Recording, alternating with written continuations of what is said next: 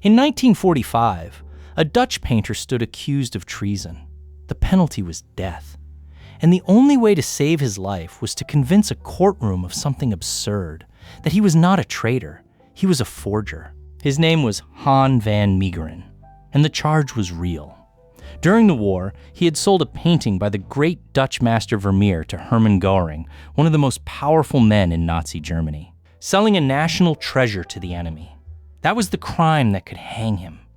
Unless he could prove the treasure was no treasure at all, that he had painted it himself in his own studio and fooled the entire art world into believing a dead man made it. This is the story of the man who became the most successful art forger in history and then had to prove it with a brush to save his own neck. And it begins, like a lot of great cons, with a wounded ego. Han van Meegeren was a talented painter. The problem was the year he was born into. By the 1920s, the art world wanted bold, modern, experimental work.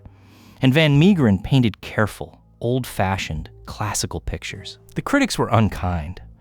They called him competent but unoriginal, a skilled imitator with nothing new to say. For an artist who believed he was as good as the old masters, it was the deepest possible insult.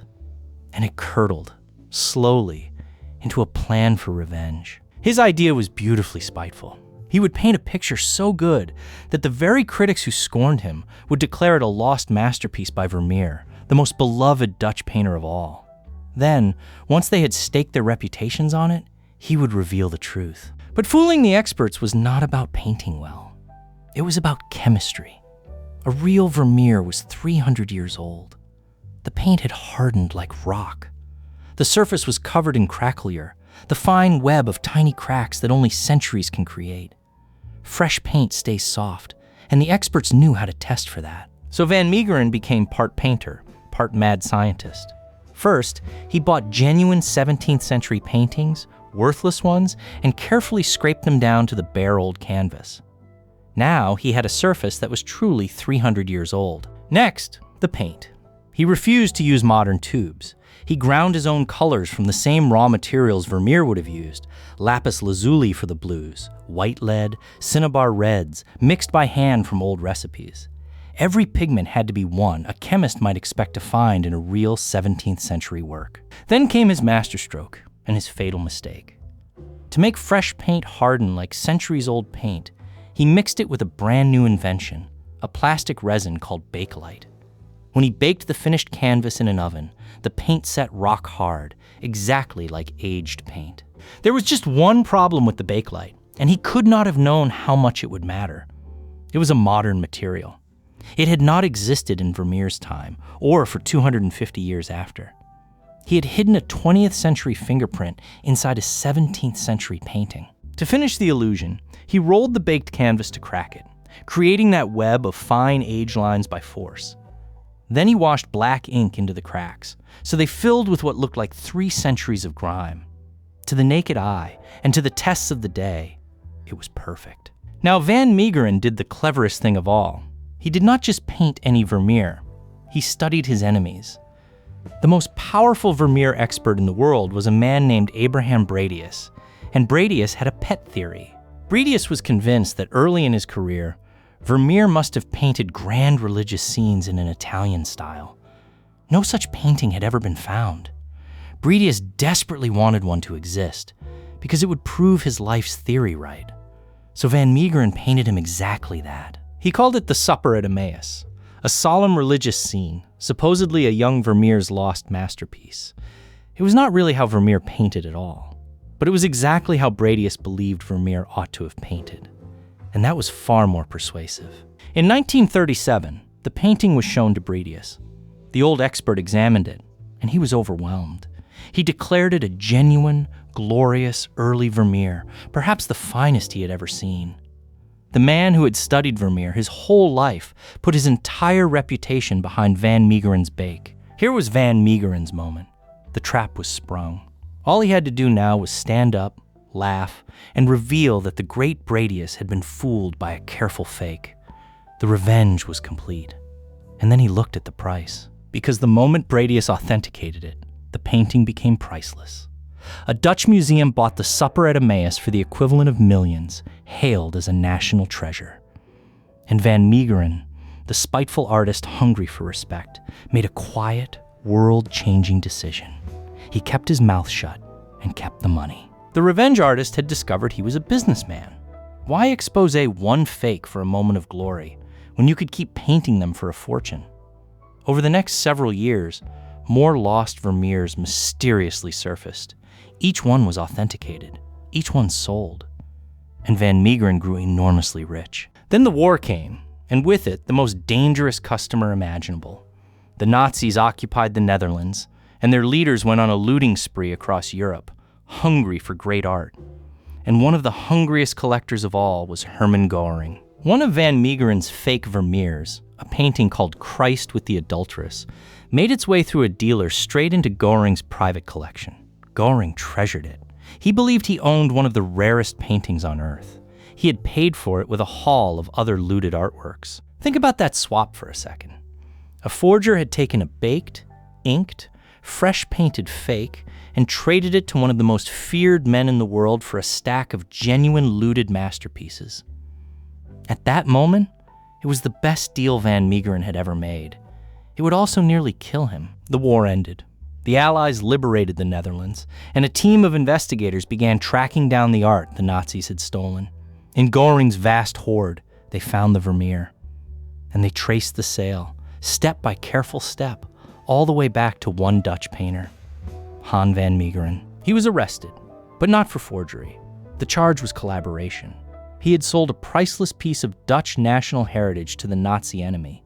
In the raw, furious aftermath of the occupation, that was treason.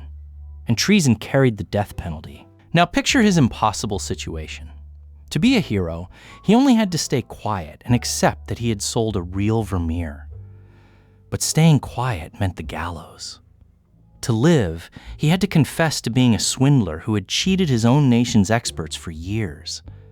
The truth was his only escape, and nobody would believe it. So he confessed. He told his stunned interrogators that the Goering Vermeer was a fake, that he had painted it, that, in fact, he had painted all the famous lost Vermeers that had electrified the art world for years, including the beloved supper at Emmaus hanging in the National Museum. The reaction was outrage and ridicule. Of course he would say that. A desperate trader will claim anything to dodge a noose. The experts who had praised these paintings were certainly not going to suddenly agree they had all been duped. Their reputations depended on the Vermeers being real. So the court gave him the strangest assignment in the history of justice. If he was really the forger he claimed to be, then let him prove it. They would give him a studio, his old materials, and a fresh canvas. And under guard, watched by witnesses and reporters, he would paint a brand new Vermeer. For months, he worked. The whole bizarre spectacle unfolded in front of the press. A man on trial for his life, calmly mixing his old pigments, building up another solemn religious scene, proving his guilt at the one crime that could set him free. He called the new painting Jesus among the doctors. And as the experts watched, it appear, brushstroke by brushstroke, in exactly the style of the lost Vermeers, the impossible truth began to sink in. The man could really do it. He had really painted them all. And then the science finished the job. A team of chemists, led by a man named Paul Cormans, examined the disputed paintings under a microscope.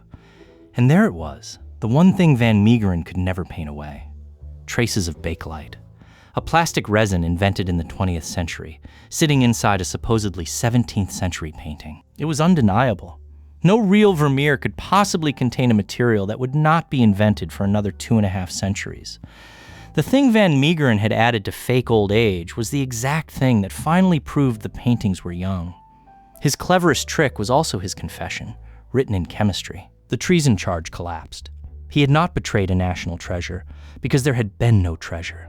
He had sold Hermann Goering a worthless fake and walked away with a pile of real looted masterpieces, in the eyes of a battered, newly free nation that made Van Meegeren something unexpected, a hero. In 1947, he was finally convicted, not of treason, but of forgery and fraud. The sentence was just 1 year in prison. The public adored him. Polls of the time supposedly ranked him among the most popular men in the country, the cheeky artist who had humiliated the experts and swindled a Nazi. But the strain of it all had broken his health. Just weeks after his conviction, before he had served a single day of his sentence, Han van Meegeren had a heart attack and died. He was 58. The greatest forger of his century never spent a night in the cell. His lifetime of fakery had earned him. And there is a final, perfect irony on the other side of the story. Hermann Goering, awaiting his own fate after the war, was reportedly told that his treasured Vermeer was a Van Meegeren fake. A witness said he looked as if, for the first time in his life, he had discovered that evil truly existed in the world. So how did one bitter painter fool the sharpest eyes in the art world for the better part of a decade? The chemistry was clever, but the real trick was not in the oven. It was in the experts' own heads. Van Meegeren did not paint what Vermeer painted. He painted what the experts already wished to find. Bredius wanted a religious Italian Vermeer to crown his life's theory, and so a religious Italian Vermeer is exactly what arrived. When a thing confirms what you already believe, you stop testing it and start celebrating it. It is the same blind spot that runs through every con in history. The expert, the banker, the investor, all undone not by a lack of intelligence, but by wanting something to be true. The most dangerous fake is never the most convincing one. It is the one you were already hoping to receive. So the next time something appears that perfectly confirms what you already believe, that fits your theory too neatly, that flatters you exactly where you want flattering, slow down. Picture a bitter painter sliding a fresh canvas into a hot oven, smiling, because he knows precisely what you are longing to see. If a man could fake a masterpiece with an oven and a tin of resin, wait until you meet the woman who faked something even bigger. An entire fortune borrowed from a dozen banks against a father she had never met. That story is waiting for you right now, and I will see you there.